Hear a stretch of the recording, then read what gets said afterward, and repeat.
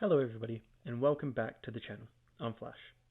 In this video, I am ranking who I believe are the top 10 players you can start in the forward line for AFL SuperCoach for 2026. As with the last few videos, I will explain some of the pros and cons of these various players, as well as including graphics with the relevant statistics to help you make an informed decision on who you should consider when you make your teams. This is the fourth in a 5-part series of me ranking the top 10 players of every position. So subscribe and click the bell icon if you don't want to miss them. And with that, let's get into the video. Now, before we start, I want to give an honourable mention to Isaac Rankin, who was suspended for the first 2 rounds, and so I wouldn't recommend starting him. But he is definitely a player who could improve and average over 100 for this season. So in 10th on this list, I have Brett Daniels. Brent has come off an injury-riddled season, and so presents as a tremendously cheap option after averaging 88.2 in 2024. Now at that low price of 300k, he's an option many coaches are choosing to start at F4. And while he could be a solid option, entering his prime at the age of 26, the injury cloud that lingers over him prevents me from placing him any higher than 10th on this list. In 9th, I have Joel Frazier. Frazier is a pick that's been quite underrated so far in people's early SuperCoach teams, not appearing in as much as he should. This might be because he's fighting for a midfield spot with the likes of Bont, Richards, Libber and Kennedy. However, he's considered to be the future of that Dogs midfield alongside Richards, and Bever has to start upping his CBAs at some point. He's shown that last year that he's capable of a 150, scoring 151 against Sydney, away no less. He's also shown for parts of the season that he can score well week after week, but this consistency goes both ways, having stretches of weeks averaging below 50. However, he is only 20, and with another preseason in him, he can iron out these deficiencies, leading me to place him in 9th on this list. In 8th on this list, I have the Adelaide big man, Riley Philthorpe.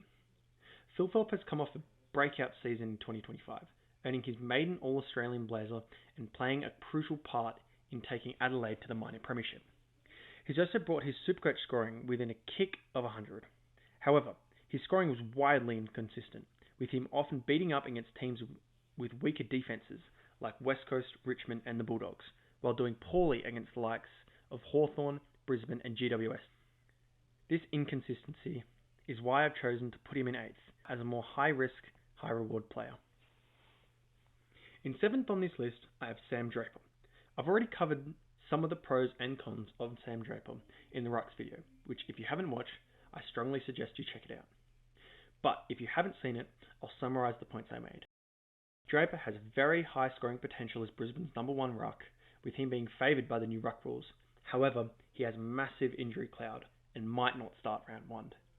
However, the DPP is a big positive and part of the reason that I've put him in 7th.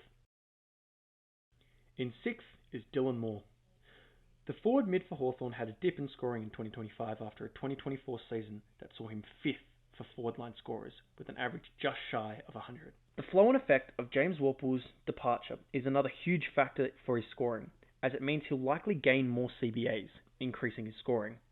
However, I don't believe he has as much upside as many of the other players on this list, and so I've chosen to put him just shy of the top 5 in 6th. In the top 5, however, is Brian Myers. Brian Myers was a pick last year that slightly flew under the radar, as he was a somewhat awkward price and didn't have the averages of a Kennedy or a Warner or a Jackson, with whom he was competing for a spot in our teams. However, they're all out of our forward lines now, and Brian Myers' output still has the potential to improve at the age of 26, and his average was still very decent last year at 94. As the Geelong team looks to rebound from a bad grand final defeat, I believe Brian Myers can improve his output and become a top 6 forward option for this year, leading me to put him in 5th on this list. In 4th, I have Christian Petrarca. Petrarca is a very speculative pick, as in previous seasons he's shown us that he can average in the high 110s and even 120s. However, the ruptured spleen in mid-2024 has upended his career so far, and has led to the Melbourne Star wanting out and getting his trade to Gold Coast. The role he'll play at Gold Coast is unclear, but it's expected he'll play a 3rd or 4th mid-role, rotating through the forward line as well. This has the potential to bring him back to the 110s in averages, but he could also end up playing majority forward, averaging 80 or so. this is the risk that has led me to place him in 4th. In 3rd is the consensus F3 pick, Sam Flanders. For his stat card, I've chosen to show you his 2024 stats, despite him playing pretty much a full season last year, to better illustrate what he's capable of. In 2024, Sam Flanders set an all-time disposal record for the Gold Coast Suns, accumulating 680 disposals in a breakout season, which was more than Gary Ablett Jr. got in any of his seasons. He was, alongside Heaney, a staple in our forward lines that year, and now that he's back there, I expect we can see similar things from him this year. It might be a slower start as the new Saints recruits settle into their new roles, but Flanders is sure to return to the 100s or higher, and therefore I've placed him in 3rd as a cheap, proven, and popular option. In the penultimate spot on this list, I've got Keziah Pickett. As I said in my initial team video, which you can view here, with Track and Clary gone, Cozzy is now the number 1 mid for Melbourne. His CBA should increase to roughly 80%, and his scoring should increase in tow. Cozzy has shown to be rather inconsistent in the past, but the role is too good to pass up, which is why I've put him in 2nd. However, I wouldn't rank him above the player at number 1, a player I believe is the easiest pick in SuperCoach this year, which is Harry Sheezel. Now in his 4th season, Sheezel has shown he can score well in any position on the ground.